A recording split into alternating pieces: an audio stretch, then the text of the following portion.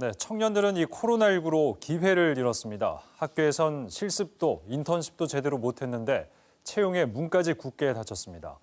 한파로 얼어붙은 취업 전선에서 지금껏 버텨온 청년들의 얘기를 듣고 실제 코로나19가 부산의 일자리 시장을 어떻게 바꿔놨는지 분석해봤습니다.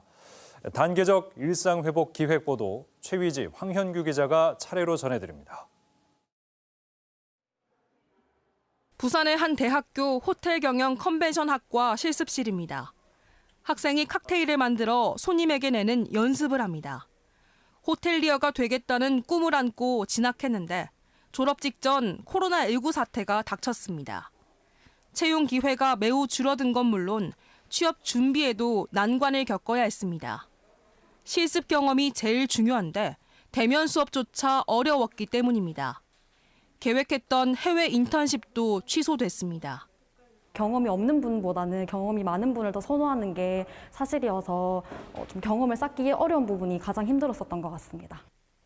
여행 가이드가 돼 해외 곳곳을 누빌라를 손꼽아온 청년. 하늘길이 이렇게 꽉 막힐 거라곤 상상도 하지 못했습니다. 졸업을 코앞에 두고 다른 분야로 눈을 돌려보았지만 막막하기만 했던 지난 2년. 단기 일자리를 찾아 떠난 친구들도 흔합니다. 다행히 단계적 일상회복과 함께 국제선 운항이 재개된다는 소식에 숨통이 트이는 기분입니다. 해외여행 상품이 많이 매진되고 있더라고요. 그래서 그 부분을 보았을 때 친구들은 이제 여행사에 들어가서 일할 수 있는 일이 얼마 남지 않았다라고 생각하고 누구도 예상치 못한 코로나19로 오랜 시간 방황해야 했던 청년들. 일상으로의 회복에 조심스러운 기대를 걸고 꿈을 향한 발걸음을 다시 한번 내딛고 있습니다. KBS 뉴스 최유지입니다.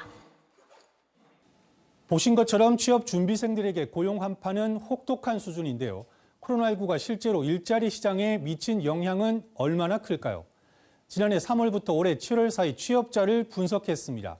1년 전 같은 달보다 취업자가 감소한 기간을 보면 울산이 16개월로 가장 길고 부산은 13개월로 전국 세 번째였습니다. 주력 업종인 제조업과 음식, 숙박업이 위축된 탓으로 분석됩니다. 눈에 띄는 건 지역별 격차입니다. 이 세종시의 경우 취업자가 감소한 달이 없고 이 충북과 대전은 4에서 5개월에 그쳤습니다. 이 지역의 행정 중심 도시 그리고 IT와 바이오 산업체가 들어섰기 때문으로 추정됩니다. 이 부산의 고용 상황을 취업자 특성별로도 확인해 봤습니다. 코로나19 발생 이후 누적 고용 효과를 나타낸 수치인데요. 이 성별로 보면 이 남성이 0.5%, 여성은 2.3% 줄었습니다. 여성 취업자 감소 폭은 울산에 이어 전국 두 번째로 큽니다. 연령대로 보면 20대 이하와 30대 취업자가 각각 7% 안팎으로 감소했는데요. 전국 평균보다 2배 이상 높습니다. 일자리라는 게 산업에서 나오는 이제 파생 수요가 또 굉장히 중요한 한 부분이거든요. 이제 거기에서 이제 코로나 때문에 많이 타격을 받은 게 이게 고용의 질 문제도 따져봐야 합니다. 최근 1년 사이 부산의 임금 노동자 중 이 비정규직이 4만 명 정도 늘었는데요. 이 부산의 비정규직이 50만 명을 넘어선 건 처음입니다. 이 정규직과의 월 평균 임금 차이도 156만 원을 넘어 1년 전보다 더 벌어졌습니다.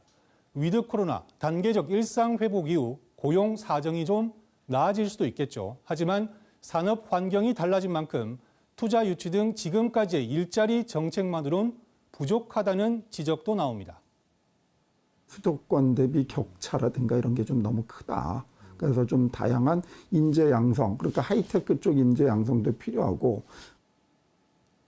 최근 광주의 지역 상생 1호 기업이 주목을 받았는데요. 국내 최초 경영 SUV를 생산한 곳입니다.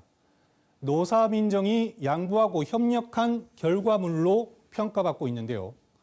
코로나19 이후 고용 위기에 대응할 부산형 상생 일자리도 뿌리내릴 수 있게 머리를 맞대야 할 때입니다. KBS 뉴스 황현규입니다.